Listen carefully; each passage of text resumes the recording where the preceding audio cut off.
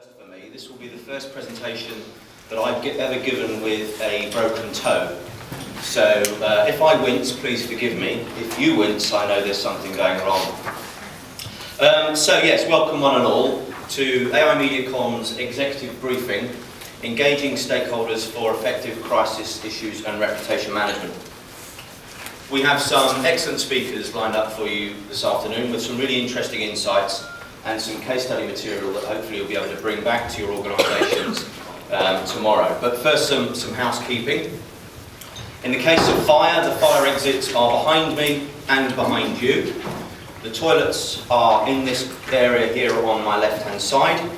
It's very unlikely that we have a serial thief amongst us, but just in case, please keep your belongings with you at all times. Neither the conference centre or AIMediaComms will take responsibility if things were to go missing. Mobile phones to vibrate or silent, please. We are often in the media, so switching them off doesn't happen these days. And it's Chatham House rules for open communications this afternoon. Quick look at the agenda. There has been a slight change to the agenda that you have on your seats and that were initially published when we started promoting the seminar. Andrew, the publisher of Communicate magazine, will be first up, followed by Roberta of Register Larkin, who will give us some insights into effective stakeholder engagement in the crisis management process. Stuart Argo is Head of Media Relations at one of the finest cities on the planet, at Edinburgh. We'll take a break after Stuart for half an hour. Coffee, as you can see, will be served here. No need to leave the room. There are demos of a software product that's called Vulia. I don't know if you've noticed any signage, but there is a product for you to have a look at if you would, please.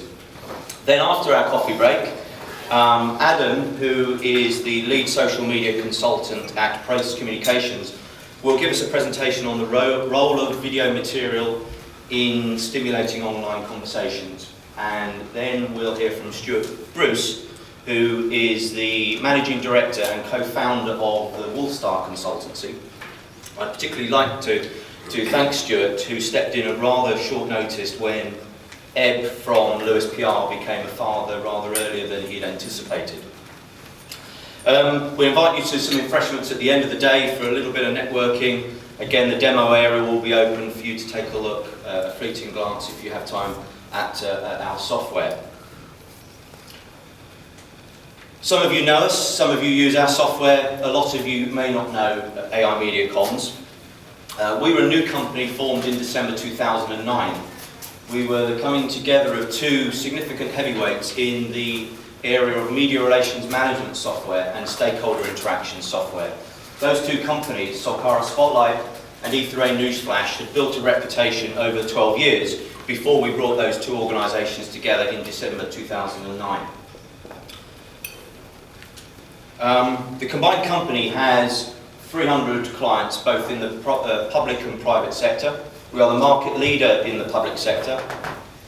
We have press officers in the local authorities, the NHS, the police, central government departments like Michael Gove's Department for Education and Eric Pickle's Department for Communities and Local Government use our software, as do numerous agencies, Maritime and Coast Guard Agency, Health and Safety Executive, Civil Aviation Authority, the Audit Commission, to name a few. And they're all utilising our software and services to manage their media contacts database, their media relations, logging inquiries and responses from the media, their press release distribution activities, and monitoring the coverage that they're gaining from those activities. We also have a large array of clients in the private sector, global brands like AstraZeneca, De Beers Diamonds, United Utilities, Thomas Cook use our software. All of them rely on us to provide a framework that ensures consistency across all stakeholder communications and easy access for their key spokespeople and senior executives to the latest lines to take or briefing statements on everyday issues affecting their organisation or when a corporate crisis occurs. Unusually for companies in our field, the provision of PR software, Our processes, that's software development, support, client engagement and others, have been audited and ratified by an independent quality auditor. We have received, like many of our clients, the international quality standard ISO 9001. It's important, we believe, that when you provide software designed to enhance the corporate reputation and enabling an organisation to manage their corporate reputation, that software is not prone to weakness or failure. And the ISO badge, the ISO 9001 badge, gives our clients the reassurances that they need. We are part of the AIM-listed Access Intelligence Group. Our chairman is a chap called Michael Jackson. Michael was a board director at the Sage Group for 23 years, Sage Group PLC, who do ACT and the accounting package, FTSE 100 company. He oversaw the growth in the market capitalisation of the Sage Group from £5 million to £3 billion as it is today. So that's AIMediaComms. It's generally accepted that there has been a significant shift in the importance of corporate communications over recent years, allied to the recognition of reputation as a key business asset. One such change, for example, has occurred in the traditionally symbiotic relationship between the journalist and your press officers.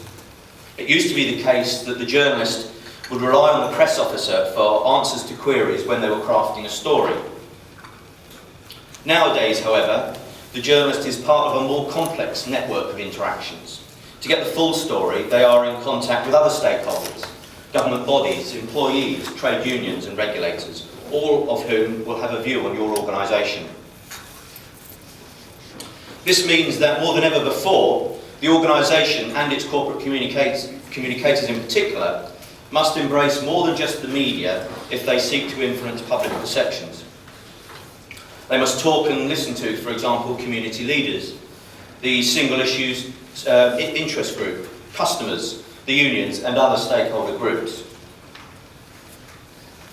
With such a broad audience, it's important that members of the communication team, whether they are in media relations, stakeholder managers or public affairs, it's important that they all talk with one voice.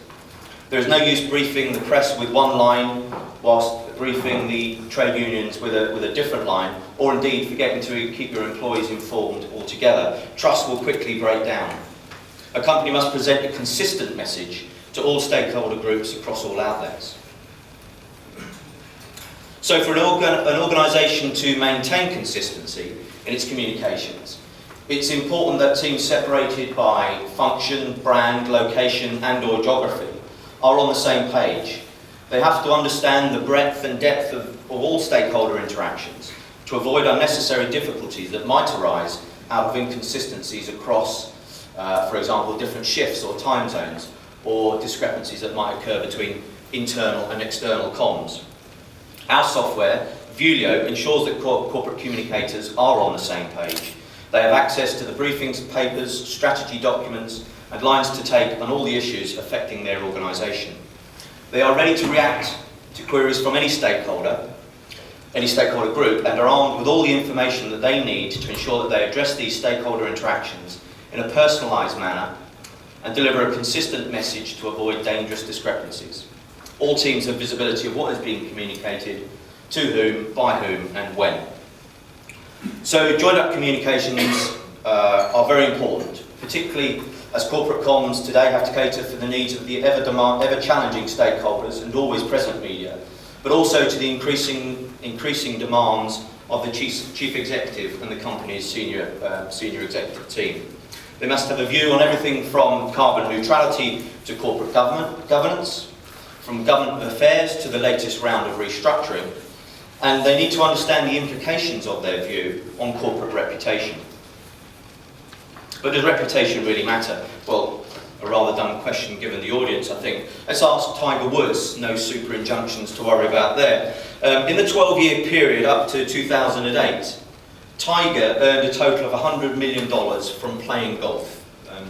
Earnings from actually his winnings as a golfer. He earned a whopping $668 million in endorsement earnings. In the sex scandal that emerged in November 2009, that squeaky clean reputation that Tiger had built over many years vanished, and with it hundreds of millions of dollars worth of endorsement contracts. It's estimated that more than 50% of his earning potential vanished overnight. So personal and corporate reputation does indeed matter. For example, according to recent studies, more than 75% of the market value of the typical FTSE 100 company is now accounted for not by tangible assets, that's the order book, cash in the bank, bricks and mortar, but by intangible assets, including reputation. To reinforce reputation as a source of market value, studies show that a 1% rise in reputation will lead to a 3% increase in market value. On the other hand, a company can lose 30% of its share value as a result of a highly publicised crisis. But companies with a good reputation can recover faster from business crises. They are more resilient to major upheavals to their business. It's also clear that reputation increases loyalty from customers, consumers and your employees. Reputation can touch all parts of an organisation and its strategy. Take, for example, the recruitment strategy of organisations and how they're affected by corporate reputation. 73% of MBA students state that corporate reputation is either an extremely or very important factor when deciding where they will